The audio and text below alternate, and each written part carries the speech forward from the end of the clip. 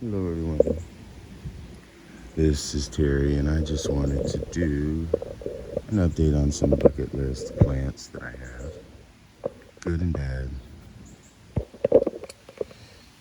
A bucket list plant is a particular orchid that I can't live without, that will remain on my list regardless, as long as I am able to grow it.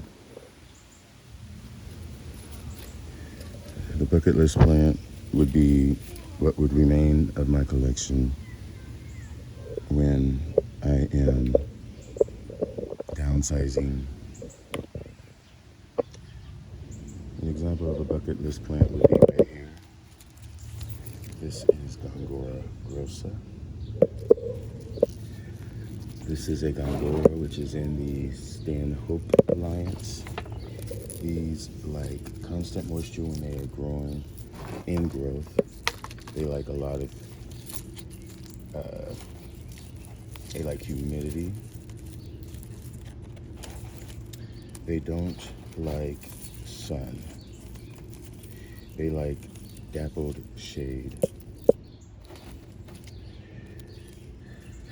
Gongoras complete their growth, and then once the growths are mature, they put out inflorescence from the base, and those are pendant, and the flowers look like dragons.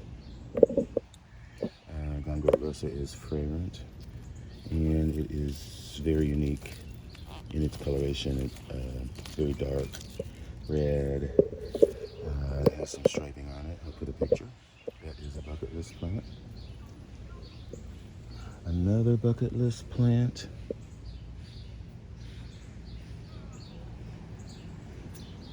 is right here, which is going out. This is my Dendrobium alexandrae, which I've been holding on to this plant just in hopes that one of these pseudobugs, they have not always been yellowing and brown, but it is one of those plants that rot the base of the plant up. So I am kind of giving up on it, but you know, this is still in my possession. It is still a bucket list plant. This one goes, I will be on a search to find another one. Now, having said that, this is a Latoria dendrobium. It is from Guinea, Papua. Again, it likes constant moisture, a little bit on the intermediate side. They like light and high humidity, and they generally bloom from the tops of the canes from late winter on into the summer.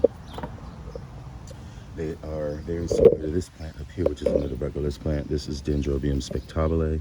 These two are often confused, known for their big club-like canes and their alien-like flowers. There is a fragrance.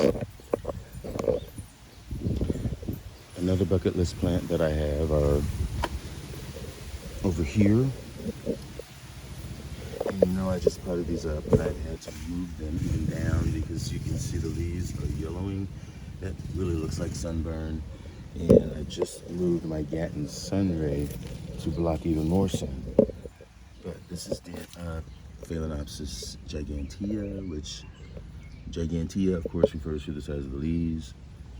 These can be slow growing, but I think if you master the sunlight, water, because they do like constant water at the roots, and they do like a little bit higher light than Phalaenopsis in order for them to bloom. But the leaves do get to be like 2 feet long, and the inflorescence often hides behind those big elephant-sized leaves. But it is fragrant and is on a green inflorescence, which can continue to bloom as long as it stays green. So that is Phalaenopsis gigantea. So I'm hoping to eliminate some of this yellowing because I'm kind of getting a little bit afraid, especially that one. Another bucket list plant is right in front of here. This is Epidendrum. And this is from South America, Brazil, Mexico, not Brazil, but Panama, mostly Mexico. This is also can be a cooler mountainous plant, although it is known to be a sea level plant as well, but it is often seen on the edge of the forest up in the higher elevations. So it does like constant moisture. It is giving me a couple of growths right now, and it does have a couple spikes on it. That spike is active, and this inflorescence blasted. But again, any of these that are green, which they are capable of putting out a spike, and I think that right there is trying to do that. The flowers are star-shaped, white, very thin.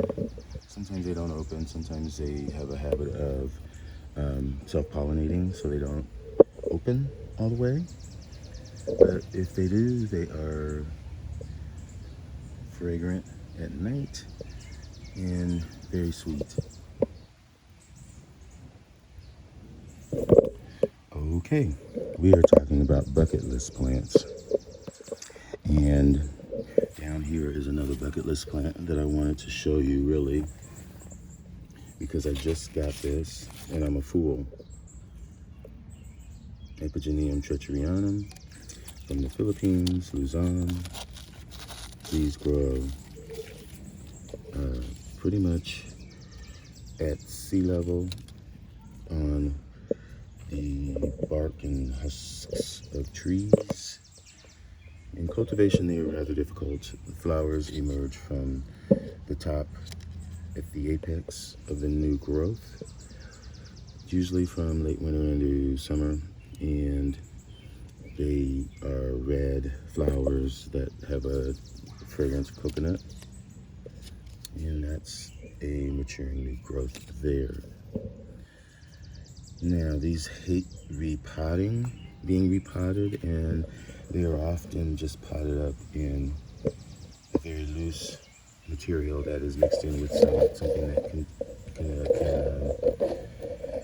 hold in some extra moisture, such as cocoa husk or chopped up sphagnum moss. Cocoa husk often holds it longer and retains its structure longer rather than the constant repotting of the sphagnum moss.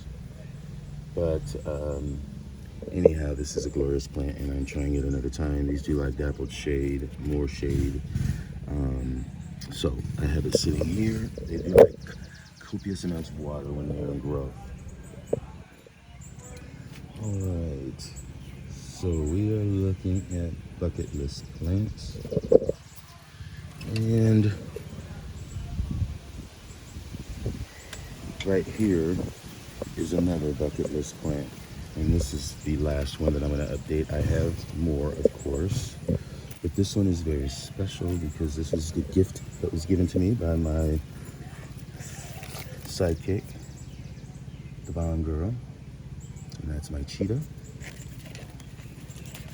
And I did repot it in the same pot, and it gave me that new growth, which has matured. You can see some roots down there. There's another couple of growths, 3 growths, 4 growths coming up. So it's doing really well. And there's another one. The flowers are very striped with spots, very colorful, and they are fragrant. Anyway, I just wanted to give a little update, and I do have one more. How could I forget this one? This is Epidendrum randiferum, or cristatum, which again is from Mexico. It is an epidendrum that, again, is mostly a heat lover, but it can and prefers it more intermediate. When it's growing and spiking, it loves water. It likes warm water. So if you have the ability to water it inside in your bathtub, it's the best, or in the sink where you can give it warm water. Fortunately, it's been hot down here and the water comes hot out of the tap. So that's how I'm doing it. Just getting some fertilizer. But there are lots of sheaths around on the plant, and these are like that other epidendrum. As long as the inflorescence stays green, it is capable of blooming. So yeah, that is going to be a nice thing, and it is a fragrant plant. Like I said, they do like more shade, dappled sun, more shade, but they do like good moisture while they're growing. And there's another sheath down there. All right, I think that's it for bucket list plants. Well, I have more bucket list plants, but those are all the ones that I'm going to talk about now. In fact, this is a bucket list plant right here that I'm not going to talk about today, but in another video, I will. And that is Nora Dendrobium. So anyway, thanks for watching this video on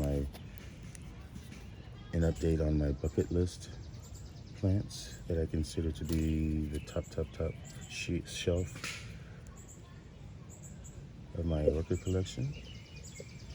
And if you like this video, please press the like button and subscribe to my channel. And thanks for watching. Enjoy orchids. Bye.